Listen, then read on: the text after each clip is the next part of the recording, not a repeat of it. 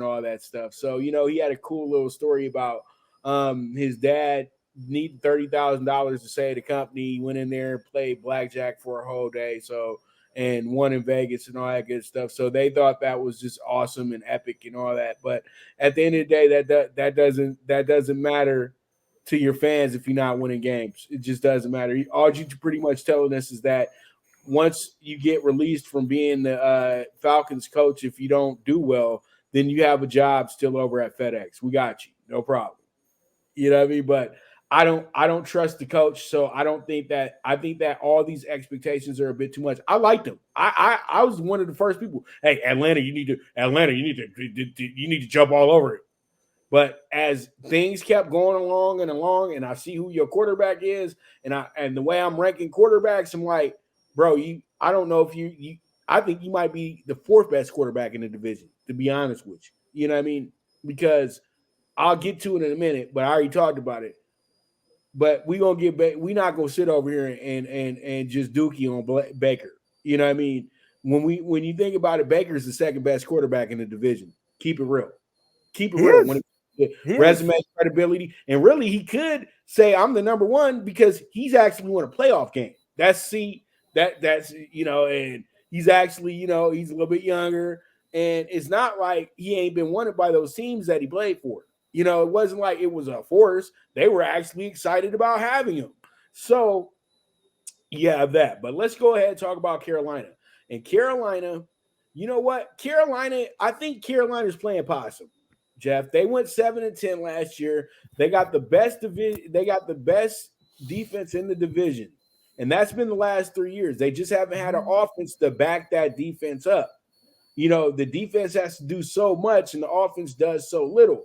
But it seems like every year we get to about week 3, week 4, this team has a good little 6-week run where they go 4-2 or something like that, or 5-1, and they find themselves in the playoff position and they find themselves in the mix. And then all of a sudden they got to go play against Atlanta and they lose by a field goal or something, and then everything falls apart. So this team is really weird to me.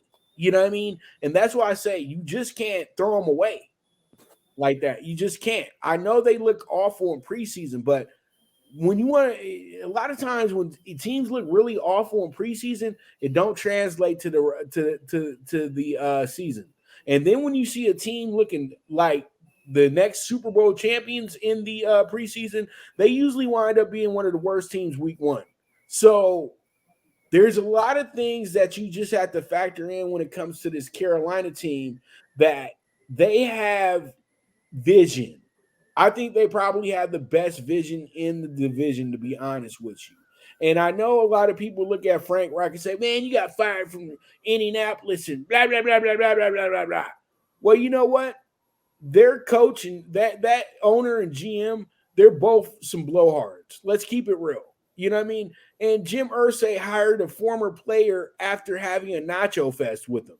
So that doesn't count. You know what I mean? You had Family Guys. You had Peter Griffin as your owner.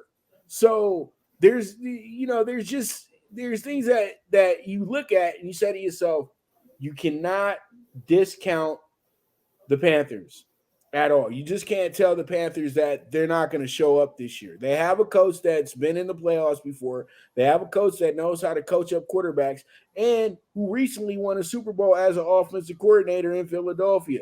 So he does have credibility because everybody said Frank Reich was a pretty good coach.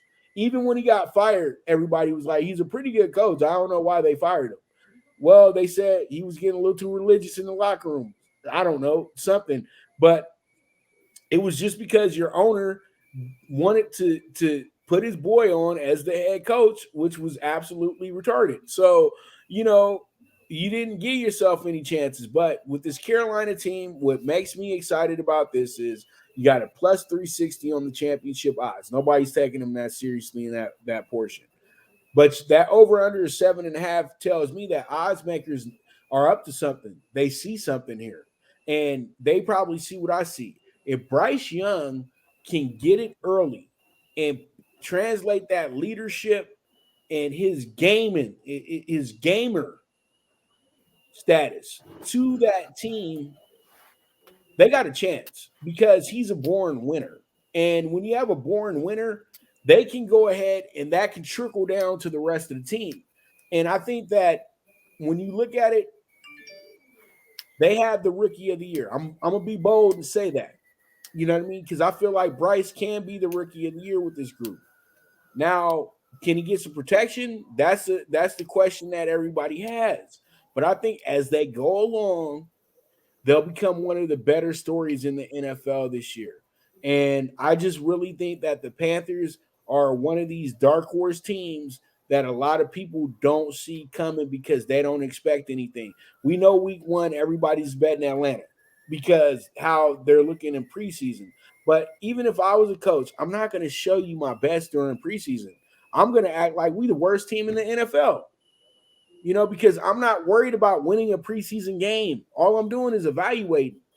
And their evaluations have showed all of us that they don't have the right type of offensive lineman here. But can they make that correction? Yes, they can, because that's what film is for. That's what coaching is for. So when it comes to Carolina, I'm a little excited, Jeff, to keep it real with you. Your thoughts? I was excited probably 2 months ago. I was actually picking this team to sneak out this division. Why? Because I really like them defensively. I think that is going to be the strength of their team this year. Um, Another rookie quarterback that I don't think should be starting or needs to be starting. Where's Jake Delahome when you need him? Where is someone of that ilk? They traded DJ Moore. They just got an injury on one of their top wide receivers, maybe a bump now to Jonathan Mingo. See what happens to him. They bring over Miles Sanders, who is also nicked up right now. They have looked horrendous offensively in preseason. And again, maybe you're right. Maybe they are playing possum. Maybe all of a sudden the first couple of weeks, Bryce Young looks like that superstar. They're moving the ball. Sanders is catching dump passes. Their OC loves to dump the ball to the back. So I have stayed away from Miles Sanders, but I might grab him a couple times this weekend on the cheap. Maybe you do get a lot of those dump off passes as well. I like where they're going, Pops. I do. Again, it's a division where if you're going to just take the chalk and the Saints offensively and defensively, I see it. But again, if you're looking to shop, stay away from Atlanta. I will take these guys before Tampa, of course. If you're not going to take the favorite in the Saints, then this is my dark horse right here with the Panthers. And there it is. Jeff likes the Panthers, dark horse. I know it looks like Bryce needs to be benched and he's not ready. I just don't think that offensive line is ready. That's what the thing is to me. But you're right though, Jeff.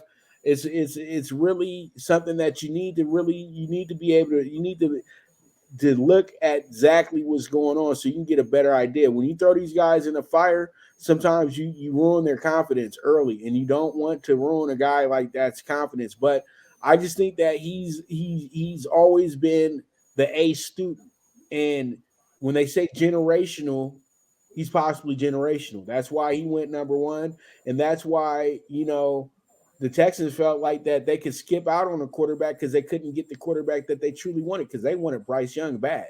They know that really was going to be a guy that could really, you know, be a pillar of the community. When you look at CJ, you just hoping that you don't catch the guy over at Bunnies, you know what I mean, or over at Onyx, at 4 o'clock in the morning, hanging out with Floyd Mayweather or somebody, you know what I mean, because he wants to fit in with all the rich folks.